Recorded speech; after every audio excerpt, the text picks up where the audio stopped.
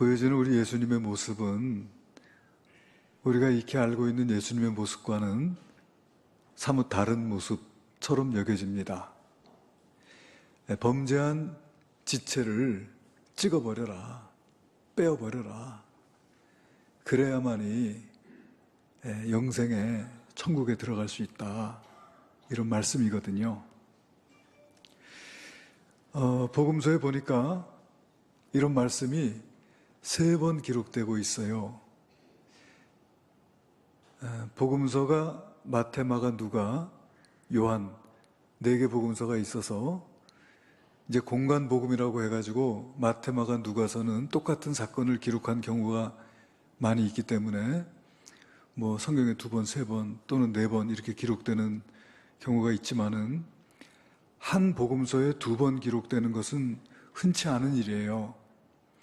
그런데 오늘 이 말씀이 마태복음에 2번 기록이 되어 있어요. 그러니까 이 말씀은 우리 예수님께서 즐겨 사용하시던 표현이고 즐겨 사용하신 말씀이라는 걸 알 수가 있지요. 마태복음 5장에 보면은 우리 예수님께서 간음과 관련해서 이 말씀을 하셨어요.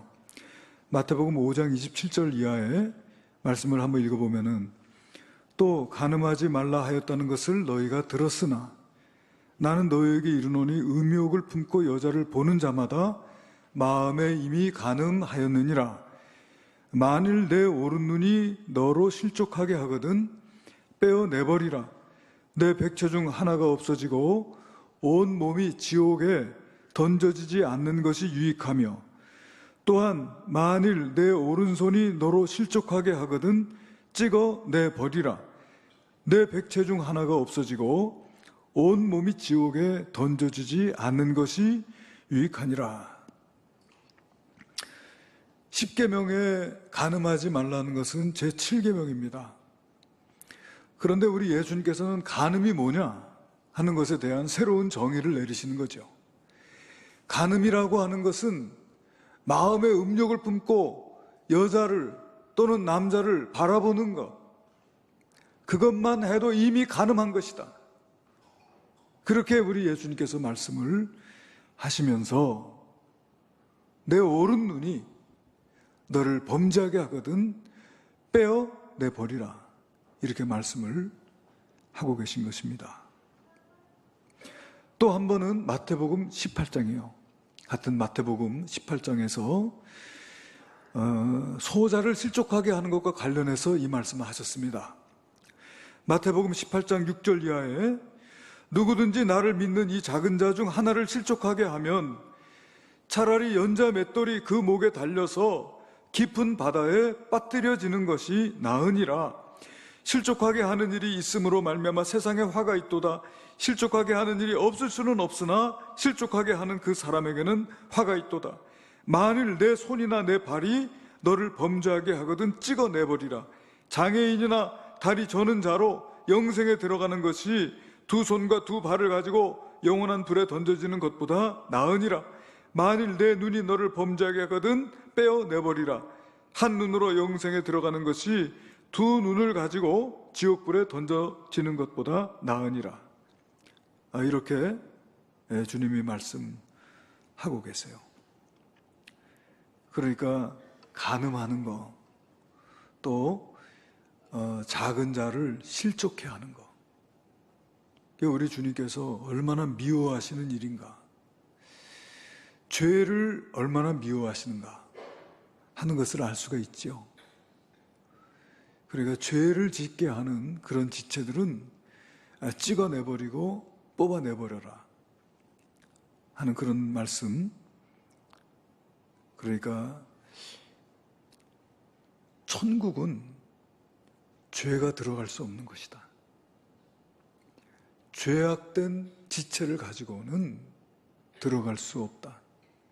그 사실을 말씀해 주시고 우리 주님이 죄를 얼마나 미워하시는지를 또 말씀해 주시고 죄의 결과가 얼마나 참혹한 것인지에 대해서도 말씀해 주신 것이다.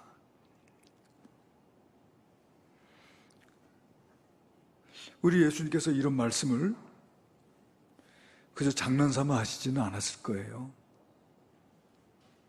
그렇지 않습니까?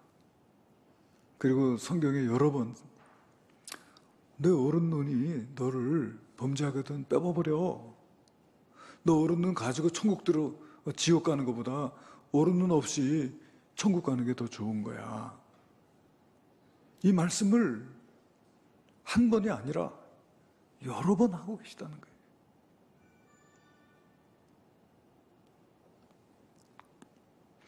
그런데 여러분 두렵지 않지요? 손과 발을 잘라내고 눈을 뽑아버리라고 해도 두렵지 않잖아요.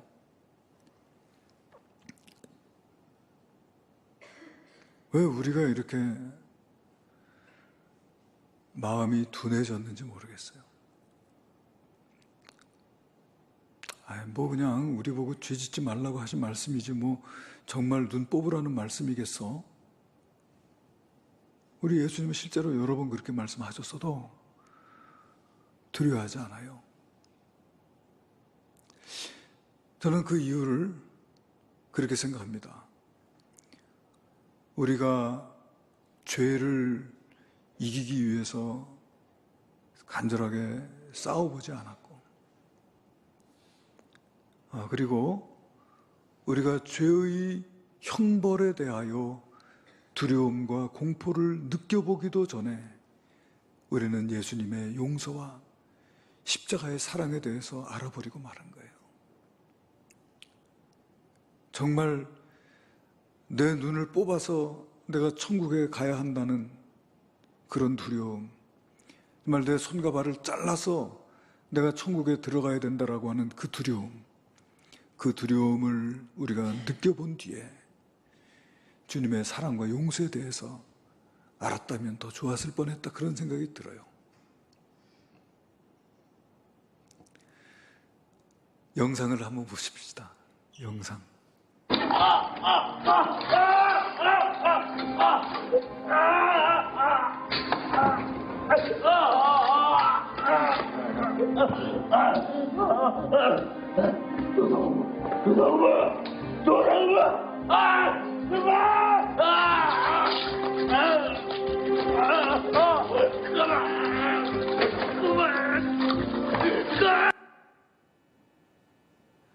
그 내부자라고 하는 영화에 그 이병헌 씨 그 깡패들이 이 팔을 톱으로 자르는 그런 장면입니다.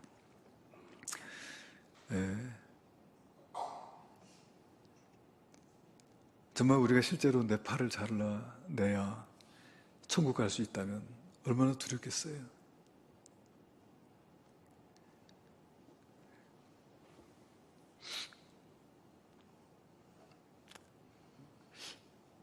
그렇기 때문에 우리가 죄와 싸워 이겨야 합니다. 그런데 우리가 죄를 이길 수 없다는 게 문제인 거죠. 마가복음 7장 20절에 이하에 보면은 우리 예수님께서 이런 말씀하세요. 또 이르시되 사람에게서 나오는 그것이 사람을 더럽게 하느니라. 그 속에서 곧 사람의 마음에서 나오는 것은 악한 생각, 곧 음란과 도둑질과 살인과 간음과 탐욕과 악독과 속임과 음탕과 질투와 비방과 교만과 우매함이니. 그래서 그 속에서 나오는 거 우리 주님이 열거하시는 것에 보니까 여기 음란, 간음, 음탕, 이게 전부 성과 관련해가지고 이런 말씀을 하셨어요. 그러니까 우리 속에서 나오는 것이 음란과 간음과 음탕이다.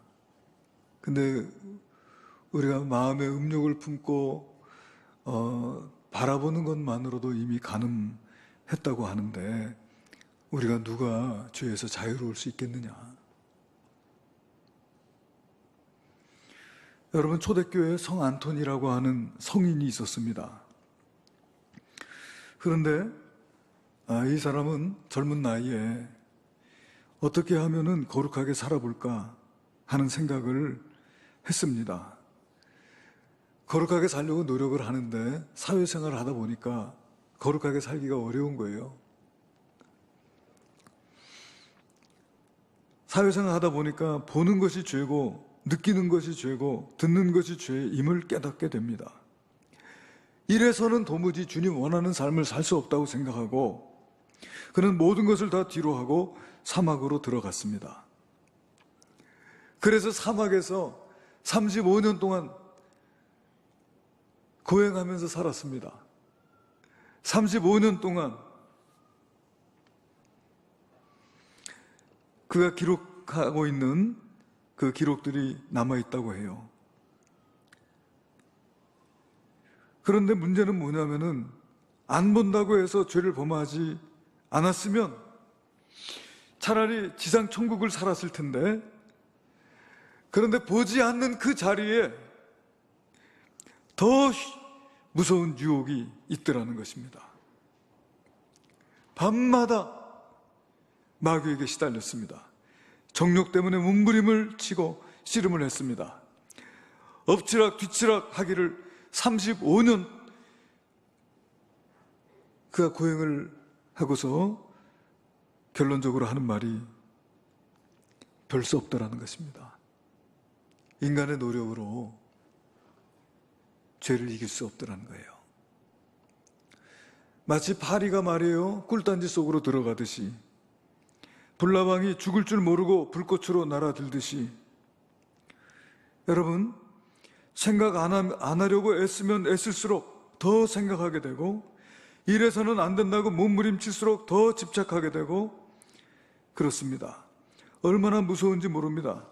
그러므로 이렇게 마음이 완전한 굴레를 벗어버리고 우리가 죄를 이기기가 쉽지 않다는 것이죠. 그래서 히브리서에 보게 되면 너희가 죄와 싸우되 피 흘리기까지 싸우라, 그런 말씀이 있어요. 피 흘리기까지 싸워.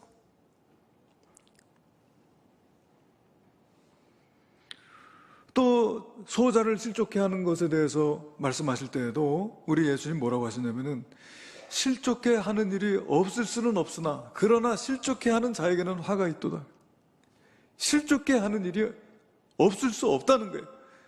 우리가 죄악된 존재이기 때문에 우리가 상처를 주고받으면서 살아가는 가운데 내가 꼭 원해야만 상처 주는 게 아니고, 내가 원치 않는 사이에도 우리 자녀들을 또 다른 사람들 실족해 할 수 있다는 거예요. 자녀들을 얼마나 사랑합니까? 자녀에게 상처 주기 원하는 사람이 누가 있습니까? 좋은 것 주기를 원하고 자식이 잘 되길 바라고 내 목숨이라도 주고 싶지요. 그런데 얼마나 부모들이 자식에게 상처 줍니까? 원치 않는 가운데 실족해 하는 거예요. 그러니 우리가 누가 죄에서부터 자유로울 수가 있겠는가?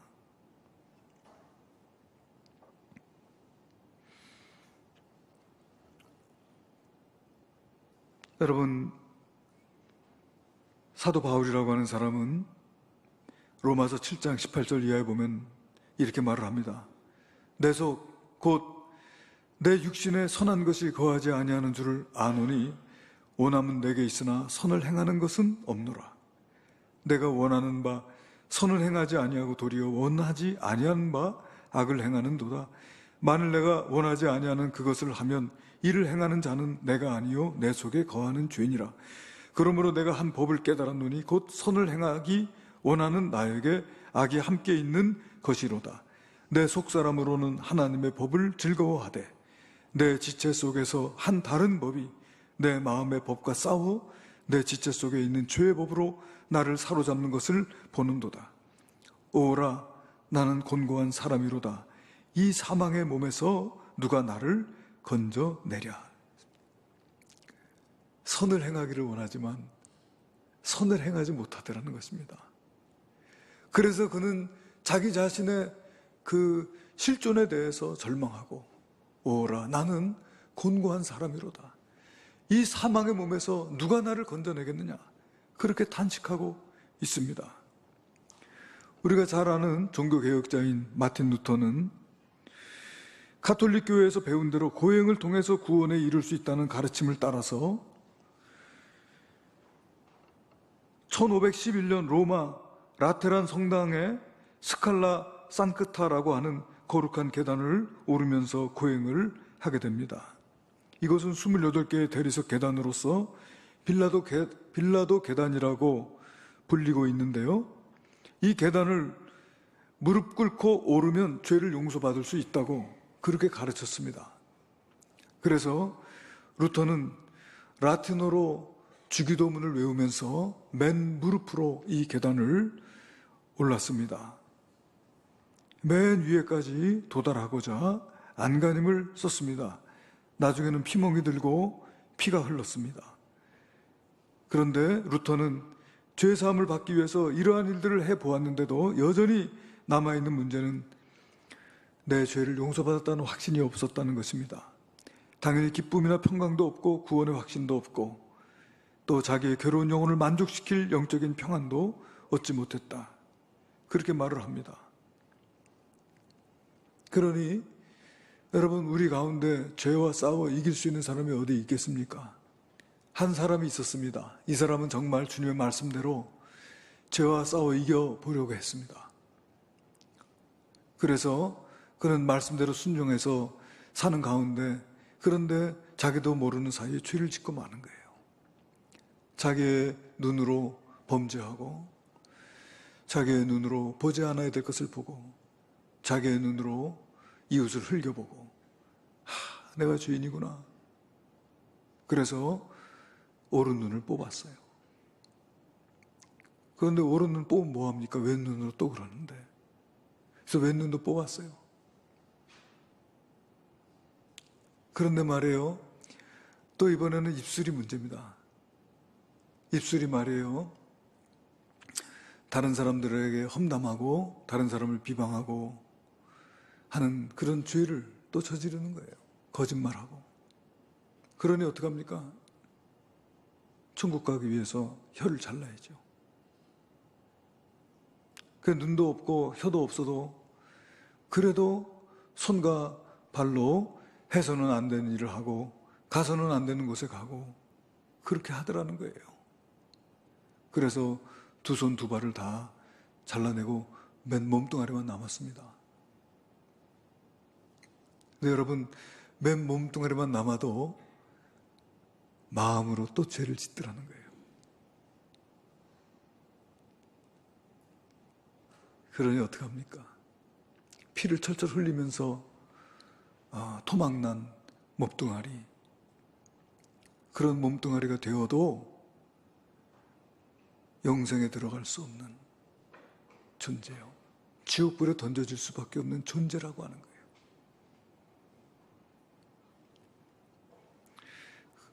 그런데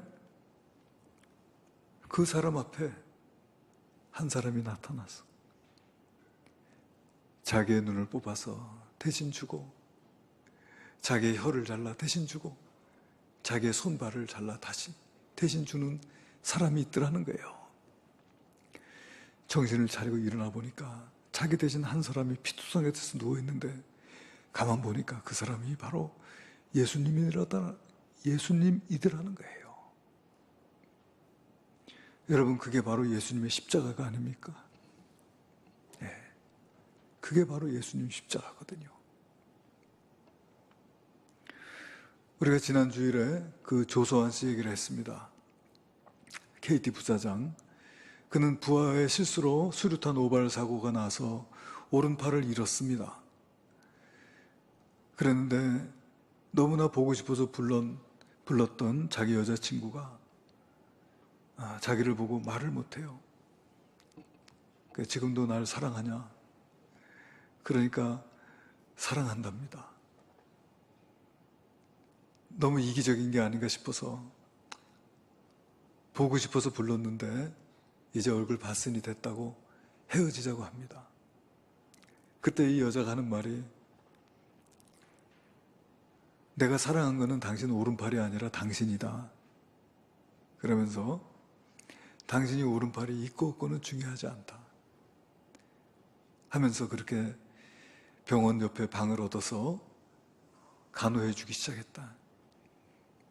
그런데 이 사람의 고백이 그 순간, 이 여인의 사랑을 받는 그 순간에 자기 안에 있던 그 잠재하고 있던 능력의 거인이 일어나는 것을 자기가 느낄 수 있었다. 그렇게 말을 하는 거예요. 근데 우리는 여러분 어떻습니까? 우리는 오른팔만이 아니라 우리의 실존은 두 눈 다 뽑고 혀도 잘라내고 귀도 잘라내고 손과 발을 다 잘라내도요, 그래도 죄인인 거예요. 의로워질 수 없는 죄인인 거예요. 그런데 어찌된 일인지 말이에요, 주님이 나를 사랑하신다는 거예요.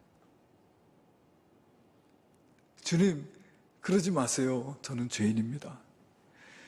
네가 죄인인 거 안다는 거예요.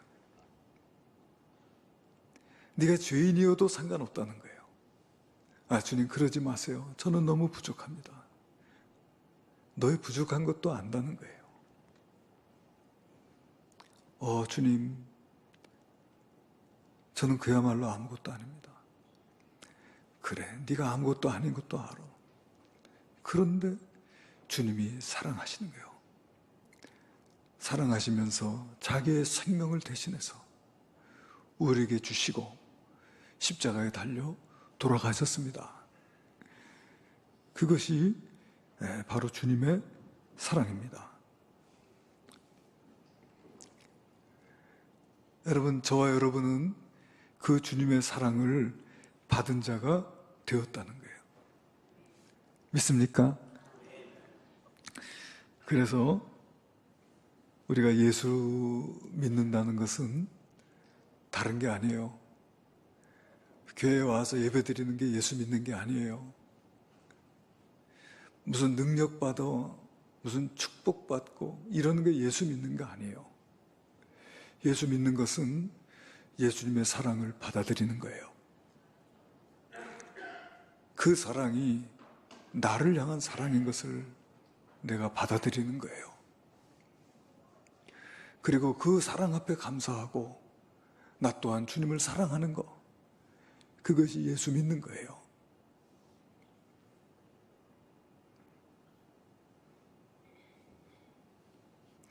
그런데 그 사랑이 말이에요, 우리 머리로는 알겠는데 그것이 우리의 가슴까지 내려오지가 않아요.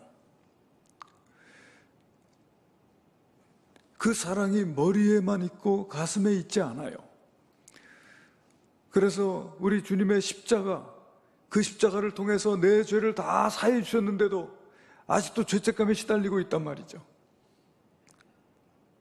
우리가 서로 죄인인 까닭에 서로 주고받는 상처 가운데서 나의 자아상이 일그러지고 내가 정서적으로 병들고 마음의 상처를 입고 또 그 상처로 인한 습관적인 죄에 빠져서 살아가면서도 예수를 수십 년 믿어도 죄를 이기지 못하고 예수님을 수십 년 믿어도 나의 일그러진 자아상을 회복하지 못하고 그렇게 살아가는 거예요. 수십 년을 예수 믿어도 좀처럼 변화되지 않아. 왜요? 예수님의 사랑을 받아들이지 못했기 때문에 그래요. 예수님의 사랑을 받아들였지만 더 받아들여야 돼요. 예수님의 사랑을 알지만 더 알아야 돼요. 여러분, 이 조소한 씨는 자기 아내의 사랑을 받고 자기가 완전히 변화되고 거듭났다고 말을 합니다. 우리는 어떻습니까, 여러분? 우리는 오른발 하나가 아니라 그야말로 피를 철철 흘리면서 죽어가는 그런 죄인임에도 불구하고 우리 주님의 사랑은 우리에게 차고 넘쳐서 날 대신해서 죽어주신 우리 주님이십니다. 그 사랑이 오늘 나를 사로잡고 내 심령에 차고 넘치고 내 입술에 차고 넘치고 내 눈에 차고 넘치고 내 머리에 차고 넘치고 내 모든 삶 속에 차고 넘치게 되기를 주님의 이름으로 축원합니다. 그 주님의 사랑으로 나를 봐야 돼. 그 주님의 사랑으로 우리 이웃을 봐야 돼. 그 주님의 사랑으로 세상을 바라볼 수 있어야 되리라고 믿습니다. 그 사랑에 잠겨서 살아가는 거. 여러분, 존 뉴턴이라고 하는 사람이 알코올 중독자였고, 그리고 또 노예를 잡아서 파는 노예 상인이었습니다. 그는 술을 먹고 시내 한 작은 교회 예배당에 장난삼아 들어가 보았습니다. 그런데 그는 그 설교를 듣고 자기도 모르는 사이에 눈물을 흘리면서 마침내 바닥에 무릎을 꿇고 하나님 앞에 기도를 드렸어요. 주님의 사랑이 그 심령 가운데 다가온 거예요. 나 같은 죄인을 사랑하신다는 그 주님의 음성을 듣고서 그는 그렇게 무릎을 꿇고 주님 앞에 회개의 기도를 드립니다. 그 후에 그는 찬송가 작시하는 자가 되었어요. 그래서 그가 지은 찬송가, 우리가 너무나도 잘 알고 또 사랑하는 찬송가입니다. 어메이징 그레이스라고 하는 찬송가입니다. 나 같은 죄인 살리신 주 은혜 놀라워, 잃었던 생명 찾았고 영생을 얻었네 하는 그런 찬송을 드렸어요. 주님의 사랑이 그 심령 가운데 부딪혀오자 그는 죄 가운데 변화되고 있습니다. 플로리다에서 목회하고 있는 빌리 류터라고 하는 감리교 목사님이 있어요. 그가 다락방이라고 하는 잡지에다가 자기 아버지의 이야기를 실었습니다. 그 자기 아버지하고 어머니하고 3남매가 이렇게 살았는데 1930년에 미국의 대공황이 찾아왔을 때 먹을 것이 없었어요. 그래가지고 급식소에서 음식을 받아서 연명하고 있었습니다. 그런데 그 아버지는 도박 중독에 걸린 사람이고 알코올 중독자였어요. 도박 빚을 갚기 위해서 도둑질을 하고 경찰서에 드나들게 되었습니다. 그러다가 마침내 그 아버지가 스스로 목숨을 끊으려고 자살을 시도합니다. 그런데 그 현장을 아내에게 들키고 말았어요. 그 아내가 통곡을 합니다. 왜 이렇게 사냐고. 그 남편을 붙들고 통곡을 하면서 애원을 하기를 나와 같이 교회 가자. 그래서 그때서부터 이 남편이 교회를 다니기 시작합니다. 그런데 그 후의 이야기는 참으로 놀랐습니다. 이 못된 아버지 인생이 완전히 변화되었어요. 그 인생의 쓰레기라고 할 수 있고 인생의 맨 밑바닥을 헤매고 있던 그런 인생이었는데, 그런데 그는 주님의 사랑을 깨닫고 변화됩니다. 변화되어서 자기의 남은 생애를 하나님께 바친다고 했어요. 그리고 그는 정말 완전히 새로운 사람이 되었습니다. 초등학교 2학년 중퇴에서 글도 잘 모르는데도 성경을 500구절을 암송을 하고, 그리고 매일 유치장, 교도소, 병원을 방문하며 전도하는 그런 전도자가 되었다. 주님의 사랑을 깨달을 때 나타난 이와 같은 변화가 놀라운 거예요. 그래서 여러분, 이제는 우리가 예수 그리스도의 이 십자가를 절대로 놓쳐서는 안 돼요. 아멘. 예수님의 이 십자가는 우리를 사랑하시는 하나님의 증표입니다. 내가 죄인이어도, 내가 형편없는 인간이어도 그것이 상관이 없다는 거예요. 우리 주님의 사랑은 내가 가진 것이 없고 잘나지 못했어도 상관없다고 하세요. 내가 너를 사랑한다고 말씀하시고, 너는 나의 전부라고 말씀하시고, 그리고 나를 위해서 지금도 십자가에서 그 사랑을 주고 계신 분이 바로 우리 예수님이십니다. 그 사랑을 한순간도 잊어서는 안 돼요. 저는 고등학교 때부터 안경을 꼈는데 안경을 벗지를 못해요. 그래서 목욕탕에 가서도 안경을 못 벗습니다. 잘 때만 벗어요. 잘 때만.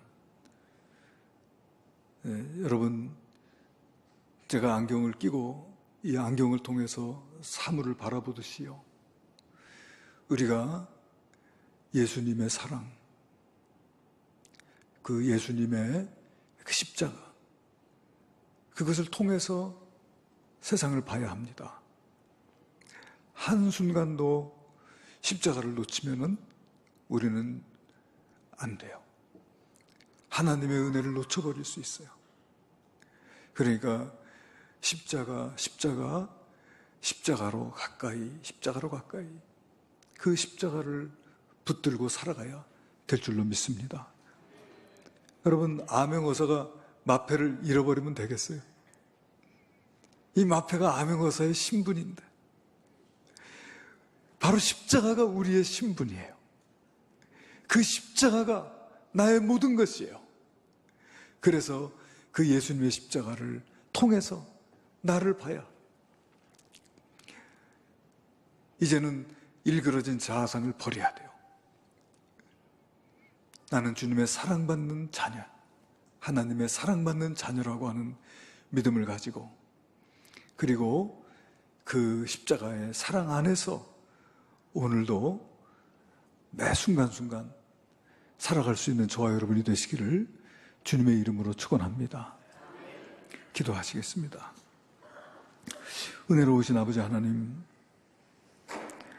우리 주님께서 죄를 얼마나 미워하시는지요, 또 죄를 가지고는 천국에 들어갈 수 없음도 말씀하시고, 또 그 죄의 결과가 얼마나 참혹한 것인지도 우리에게 말씀을 주셨습니다.